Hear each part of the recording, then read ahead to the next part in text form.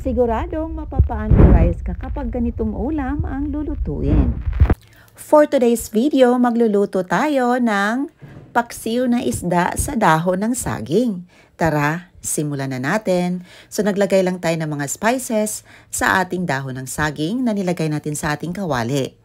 Meron tayo ditong karaw na isda, 4 na piraso ang ating gagamitin at kung yung katamtamang laki lamang. Nag-add tayo dito ng 2 pirasong hinog na kamatis, ginger, garlic, madaming okra, talong, at saka ang ating seasoning, ground pepper, onion powder, soy sauce, patis, at saka ang ating silver swan, vinegar. Nag-add din tayo dito ng katamtamang dami ng mantika at saka tubig. Of course, mga mommies, i-adjust nyo ang timpla according sa inyong panlasa. Ayan, niluluto lang natin ito. At after a few minutes, ito na ready to serve na ang ating napakasarap na paksiw na isda sa dahon ng saging. Talaga namang mas sumarap pa ito dahil niluto natin ito sa dahon ng saging at ang bango.